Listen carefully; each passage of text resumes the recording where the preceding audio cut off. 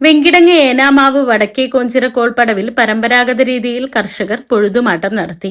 കോഞ്ചിറമുത്തിയുടെ തീർത്ഥകേന്ദ്രത്തിലും ഏനാമാവ് കെട്ടുങ്ങൽ ജുമാ മസ്ജിദിലും ഇരുമ്പ്രനെല്ലൂർ ശ്രീ കാർത്തിയായനി ക്ഷേത്രത്തിലും പ്രാർത്ഥനകൾ നടത്തിയും കാണിക്ക സമർപ്പിച്ചുമാണ് പടവ് കമ്മിറ്റി ഭാരവാഹികൾ പൊഴുതുമട്ടത്തിന് എത്തിയത്. മുളംകുറ്റികളിൽ പൂമാല ചാർത്തി ഓലമെടഞ്ഞുണക്കിയ പനമ്പുമായാണ് കർഷക തൊഴിലാളികൾ പടവിലെ ഫാം ബണ്ടിൽ എത്തിയത്. പടവിലെ വീഴ്ചയുള്ള ഭാഗത്ത് മുളംകുറ്റി അടിച്ച് ഓലയും പനമ്പും കെട്ടി മണ്ണിട്ട് ചിറകെട്ടിയ ശേഷമാണ് കൃഷിപ്പണികൾ ആരംഭിക്കുക. കോൾപ്പടവിൽ നടന്ന പൊഴുതുമാട്ടം ചടങ്ങ് പടവ് committee president T V Haridasan ആദ്യ മുളംകുറ്റി അടിച്ച് ഉദ്ഘാടനം ചെയ്തു.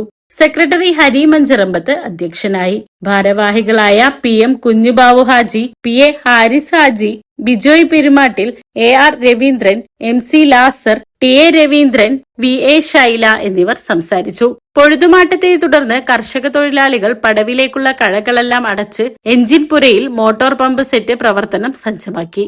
വെള്ളം വറ്റിക്കൽ ശനിയാഴ്ച തുടങ്ങും. ഓണത്തിന് ശേഷമായിരിക്കും വിത നടത്തുക. 310 ഏക്കർ വിസ്തൃതിയുള്ള പടവിൽ ഇത്തവണ ഉമവിത്ത് ഉപയോഗിച്ചാണ് കൃഷി ഇറക്കുക.